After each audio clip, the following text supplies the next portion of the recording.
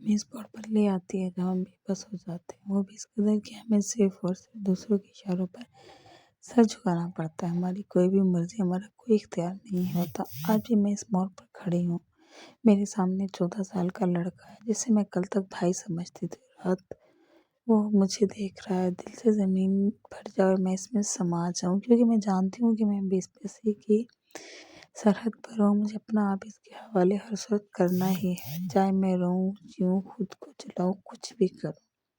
میری فریاد کوئی نہیں سنے گا۔ میں 25 سال کی ہوں اور وہ مجھ سے آدھی عمر یعنی 14 سال کا ہے۔ وہ مجھے دیکھ رہا ہے اور میں اپنے اندر نامعلوم کتنی جنگیں لڑ رہی ہوں۔ میں جانتی ہوں ہر محاذ سے شکست کھا کر مجھے اس کے حکم پر سر جھکانا پڑے گا، مگر کیوں؟ اس کیوں کے جواب کے لیے آپ کو میری کہانی سننی پڑے گی۔ مجھے بتائیے گا قصور کس کا ہے؟ میرا نام زو ہے، میں ایک قسمہ گاؤں میں رہتی ہوں۔ جب میں جوان ہوئی میرے ابا کو میری شادی کی فکر ستانے لگی۔ نعیم ہمارے ہی گاؤں کا خوبصورت نوجوان تھا اور رکشہ چلاتا تھا۔ میں چند ایک بار اس کے رکشے میں اپنی ماں کے ساتھ بیٹھ چکی تھی۔ میں نے غور کیا، وہ سامنے لگے شیشے سے میری طرف دیکھتا ہے۔ ہر عورت اپنے اوپر اٹھنے والی ہر نظر پہچان لیتی ہے۔ میں نے نعیم کی نگاہوں میں اپنے لیے محبت دیکھی تھی۔ پھر ایک دن اس کی ماں ہمارے گھر لے آئی۔ اس کی گود میں 1.5 سال کا گول مٹول بچہ تھا۔ بچے کا نام مزمل تھا اور وہ نعیم کا چھوٹا بھائی تھا۔ اس کی ماں نے بتایا کہ وہ نعیم سے پورے 15 سال چھوٹا ہے، بہت محنت اور مرادوں کے بعد پیدا ہوا ہے، اس لیے اس کا نام نعیم نے خود مزمل رکھا ہے۔ لیکن مزمل کی پیدائش کے 3 ماہ بعد اس کے والد چلے گئے۔ اب انہیں پڑھائی چھوڑ کر گھر کا خرچہ پورا کرنے کے لیے رکشہ چلاتا ہے۔ وہ نعیم کے لیے میرا رشتہ لے کر آئی تھی۔ میں اس دن بہت خوش تھی۔ ہم غریبوں کے گھر محنت کش کا رشتہ آنا بھی کسی نعمت سے کم نہیں ہوتا۔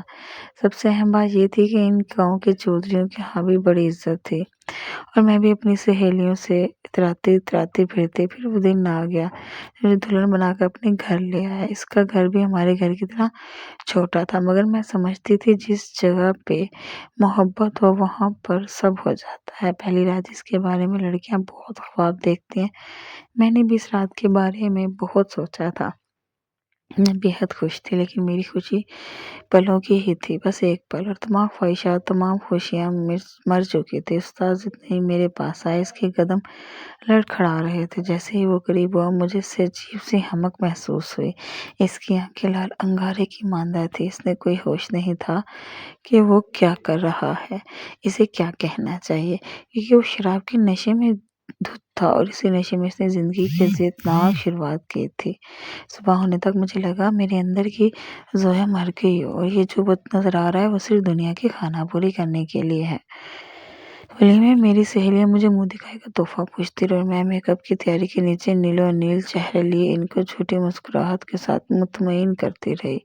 اس دن میری زندگی کا ایک نیا باب شروع ہوا۔ اس باب کے ہر ورق پر صرف دکھ اور دکھ ہی تھا۔ نعیم کی اماں ہماری شادی کے چند ماہ بعد نہیں رہی۔ ان کے جانے کے بعد میں نے انتہا تنہا ہو گئی۔ وہاں پر 2.5 سالہ مزمل کی ذمہ داری بھی مجھ پر آ پڑی تھی۔ جب میں امید سے تھی نعیم کا بھی اب وہی حال تھا۔ وہ سارا دن رکشہ چلاتا تھا اور شام کو چودھری کے پاس چلا جاتا، وہاں شراب کباب کی محفل جمتی اور وہ روزی شراب کے نشے میں گھر آتا۔ ذرا سی بات پر مجھے مارکیٹ شروع کر دیتا۔ مزمل نے باتیں کرنا شروع کر دی تھی۔ وہ مجھ سے اٹیچ بھی بہت تھا، کیونکہ میں بالکل ماں کی طرح اس کا خیال رکھتی تھی۔ اب جب نعیم مجھ پر ہاتھ اٹھاتا تو وہ اپنی کمزور سی آواز میں نہیں نہیں کہتا تھا اور آ کر اس کا ہاتھ روکنے کی کوشش کرتا۔ ایسے میں مجھے بہت پیارا لگتا تھا، یوں لگتا تھا جیسے میرا اس ہفتے شہر میں کوئی اپنا ہے جو مجھے ہر 2 گھڑی پریشانی سے بچانا چاہتا ہے اور میرے ظلم کا بدلہ بھی لینا چاہتا ہے۔ پھر ایک دن نعیم مجھے مار کر خود کو گالیاں دیتا گھر سے چلا گیا۔ مزمل نے مجھے بے ہوش دیکھا تو میرے ساتھ والی ہمسائے کو بلا لایا۔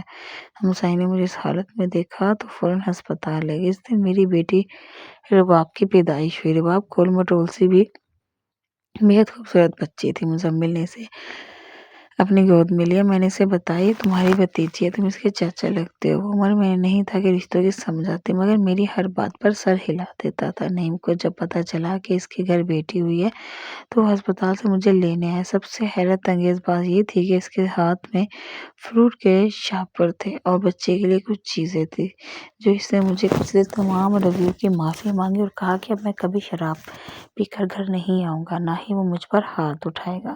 میری بیٹی رباب میرے لیے خوش قسمت تھی۔ اس کے پیدا ہوتے ہی میں ایک اچھا بدلاؤ آیا تو بعد میں میرے لیے خوش قسمتی تھی۔ اس کے بعد ہوتے ہی نہیں میں ایک اچھا بدلاؤ آیا تھا۔ مزمل بھی اپنے بھائی کو دیکھ کر بے حد خوش ہوا کیونکہ وہ میرے ساتھ نرمی سے بات کرتا تھا۔ اس دن ہمارے گھر میں خوشیاں ہی خوشیاں تھیں۔ نعیم کبھی اپنی بیٹی کے ساتھ کھیلتا اور کبھی مجھے کھانے کے بارے میں پوچھتا۔ اس نے میرے سامنے وعدہ کیا وہ کبھی بھی چودھری کے ڈیرے پر نہیں جائے گا۔ نعیم نے مزمل کو اسکول میں داخل کروا دیا تھا۔ اسے پڑھا لکھا کر بڑا آدمی بنانا چاہتا تھا، اس لیے گاؤں کے سرکاری اسکول کے بجائے شہر کے اچھے اسکول میں داخل کروا دیا۔ اب میں رباب کے ساتھ مصروف رہتی۔ مزمل اسکول سے آتا تو اس کے چھوٹے چھوٹے کام کرتی۔ نعیم اکثر شام کو جلدی گھر آ جاتا، پھر وہ رباب کے ساتھ کھیلتا تو میں کھانا بنا لیا کرتی۔ ہماری زندگی بہت اچھی گزر رہی تھی کہ اس دن چودھری کا ایک خاص آدمی نعیم کو بلانے آیا۔ نعیم مجھے بریانی کی فرمائش کر کے خود اس کے ساتھ اس کی بات سننے چلا گیا۔ میں کھانا بنا کر کافی دیر اس کا انتظار کرتے رہی مگر وہ نہیں آیا۔ اس رات میں نے کھانا نہیں کھایا۔ بچوں کو سلانے کے بعد پریشانی کے عالم میں بیٹھی رہی کہ نعیم اب تو بدل گیا، اللہ ہی خیر کرے اب کیا ہونے والا ہے، چودھری سے کوئی نقصان نہ پہنچا دے۔ اسی سوچ میں رات کا 1 بج گیا، میرا انتظار نہ ختم ہوا۔ مجھے عجیب سا وہم ستا رہا تھا، خیالات نے اپنی گرفت میں لے رکھا تھا۔ رات کے 3 بجے کا وقت تھا، دروازے پر دستک ہوئی۔ میں نے بےتابی سے دروازہ کھولا لیکن اس وقت میری حیرت کی انتہا نہیں رہی۔ نعیم لڑکھڑاتے ہوئے اندر قدم رکھا، وہ پھر سے شراب پی کر آیا تھا۔ میں نے اس کو اپنا وعدہ یاد دلایا، اس نے کہا تھا کہ وہ کبھی شراب نہیں پیے گا۔ اس نے میری بات سنی انسنی کر دی، وہ سونے ہی لگا تھا مگر میں نے اسے زور دیا کہ اب تو اس کی بیٹی ہے، وہ اپنی بیٹی کی خاطر بدلا تھا، اس بیٹی کا کوئی احساس ہے یا نہیں؟ اس نے مجھے گھور کر دیکھا، شراب کی نشے میں وہ اپنی پرانی روز پراتے ہوئے مجھے مارنے لگ گیا۔ ایک بار بھی میں قسمت کے ہاتھوں اور نعیم کے ہاتھوں مار کھا رہی تھی۔ میں دونوں جانب سے بے بس تھی۔ اس دن کے بعد میری زندگی وہ سیارات شروع ہوئی جس کی صبح کا انتظار مجھے اس موڑ پر لے آیا۔ اس دن کے بعد اگلے آنے والے چند دنوں میں مجھ پر ایسے ایسے انکشاف ہوئے کہ میں اتنے دنوں تک بیمار رہی۔ اس دوران میری بیٹی کو بھی مزمل اپنے ننھے منھے ہاتھوں سے سنبھالتا رہا اور میرے دل جوئی کرتا رہا۔ نعیم کے بارے میں جو باتیں مجھے پتہ چلی انہوں نے میری ہنسی کو ہلا کر رکھ دیا۔ نعیم نہ صرف شراب پینے کی گندی لت میں مبتلا تھا بلکہ اس کی سب سے غلیظ ترین حقیقت جو میرے سامنے آئی تھی، اس نے مجھے اپنی نگاہوں سے بھی گرا دیا کیونکہ جب نعیم شراب پی کر آتا تھا تو مجھے مارتا نہیں تھا بلکہ بہت زیادہ باتیں کرتا تھا۔ اس کی مار پیٹ سے تو میرا جسم زخمی ہوتا تھا مگر آج اس کی باتوں سے میری روح چھلنی ہونے لگی تھی۔ کہا یہ سب سننے کے بجائے میں اپنے کانوں کے پردے پھاڑ دیتی مگر میری مجبوری تھی کہ میں اس کی بیوی تھی اور ایک اچھی بیوی ہونے کے ناطے یہ فرض ساری زندگی نبھانا تھا۔ نعیم چودھری کے شکنجے میں تھا یا پھر چودھری اس کے کنزے میں تھے، یہ کہنا مشکل تھا۔ نعیم رکشے سے لاتا اور اس کے رکشے میں اسکول کالج کی لڑکیاں بھی شہر پڑھنے جاتی تھی۔ جب بھی کوئی اکیلی معصوم خوبصورت لڑکی اس کے رکشے میں بیٹھتی تو وہ بڑی چالاکی سے اسے بہلا پھسلا کر چودھری کے ڈیرے بھی لے جاتا اور وہاں پر چودھری اس معصوم لڑکے کی عزت کو تار تار کرتے۔ پھر یہ لوگ دلال بن کر اس لڑکے کو مزار حسن جیسی غلیظ اور گندی جگہ پر بھیج دیتے۔ وہ یہ کام عرصہ دراز سے اس خاموشی اور رازداری سے کر رہے تھے کہ دیواروں تک کو پتہ نہیں تھا۔ لا حول ولا۔ اب جب ہماری زندگی میں رباب آ گئی تو شاید نعیم کو احساس ہونے لگا کہ اس کی بھی ایک بیٹی ہے۔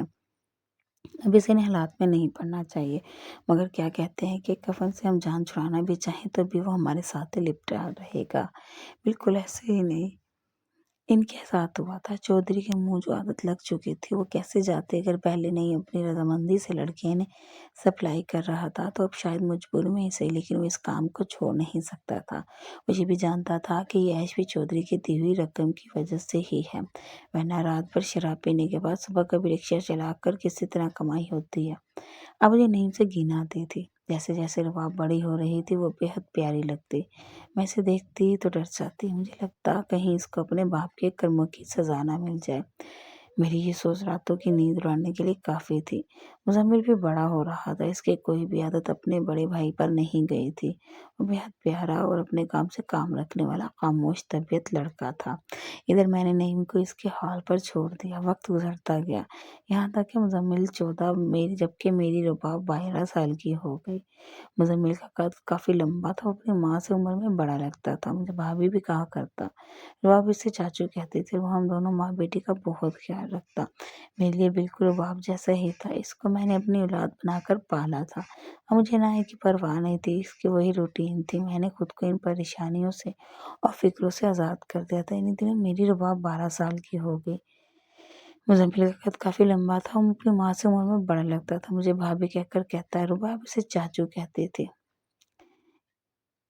بیٹی کا خیال رکھتا، میرے لیے بالکل باپ جیسا ہی تھا۔ اس کو میں نے اپنی اولاد بنا کر پالا تھا، مجھے نہ ان کی پرواہ نہیں تھی، اس کی وہی روٹین تھی۔ میں نے خود کو ان پریشانیوں سے اور فکروں سے آزاد کر دیا تھا۔ انہی دنوں ہماری زندگی پھر ایک طوفان کی زد میں آ گئی کہ سب کچھ ملیا میٹ ہو گیا۔ سب زندگیاں نہ صرف برباد ہو گئی بلکہ تباہ ہو گئی۔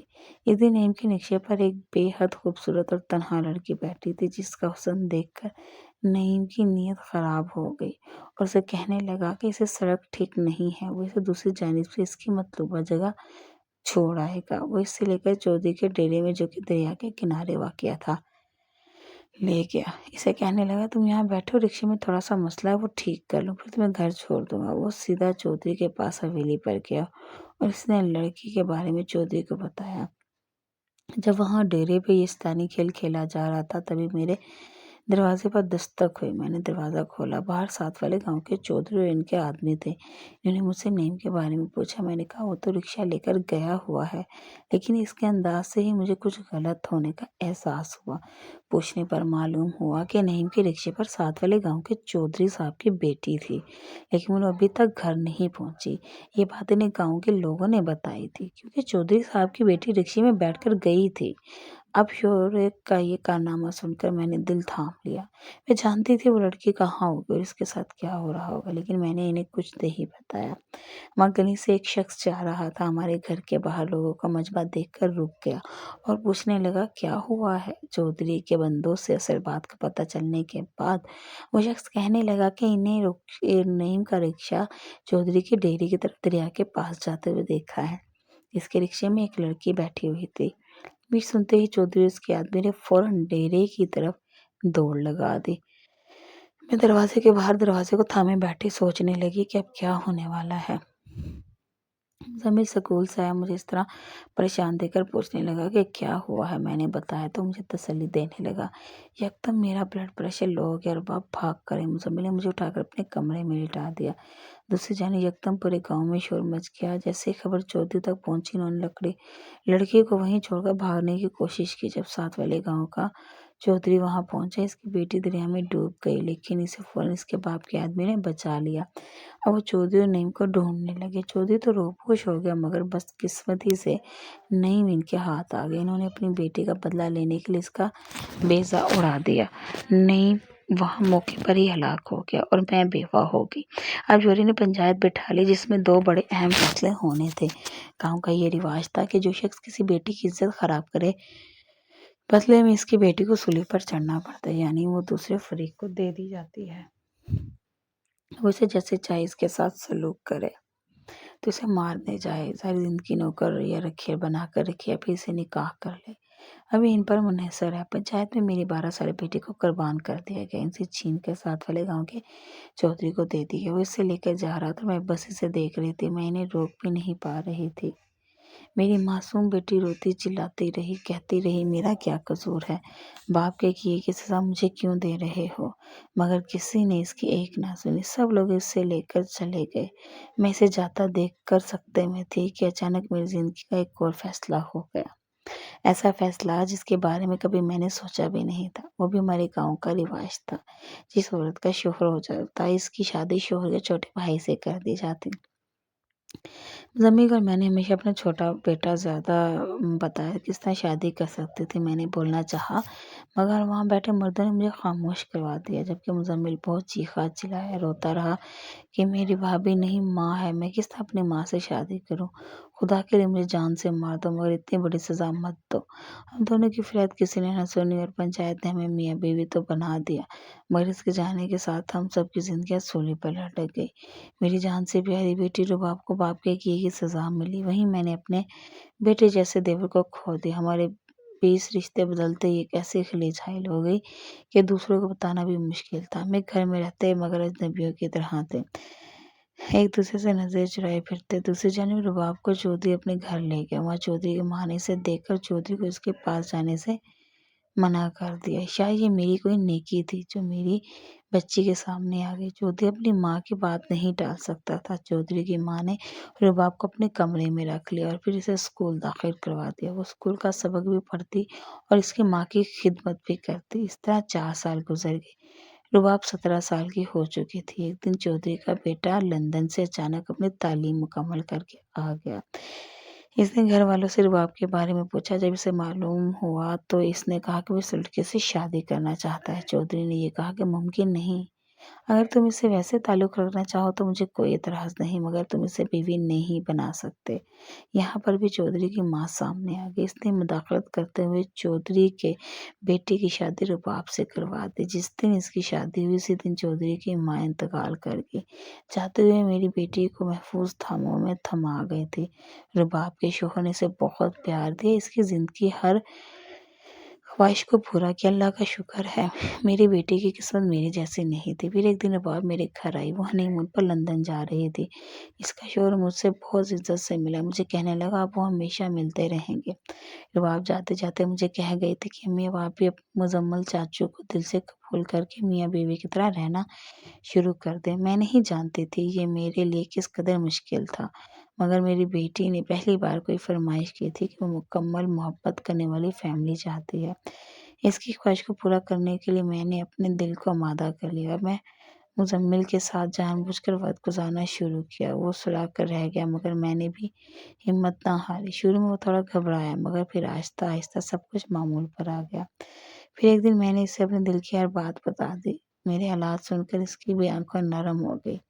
میری آنکھوں میں آنے والی آخری نمی تھی۔ اس کے بعد مزمل نے مجھے کبھی اداس نہیں ہونے دیا۔ آج بھی اپنی چھوٹی چھوٹی باتوں سے مجھے ہنساتا ہے، میرا یوں خیال رکھتا ہے جیسے کوئی نیا جوڑا ہوتا ہے۔ آپ کو صرف اتنا کہوں گی کہ خدا را اپنی بیٹیوں کی حفاظت کریں۔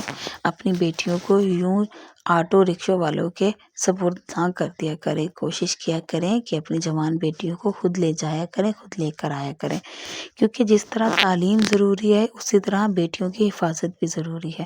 اللہ پاک ہر بیٹی کو اپنی حفظ و امان میں رکھے اور اس کے عزتوں کی حفاظت کرے۔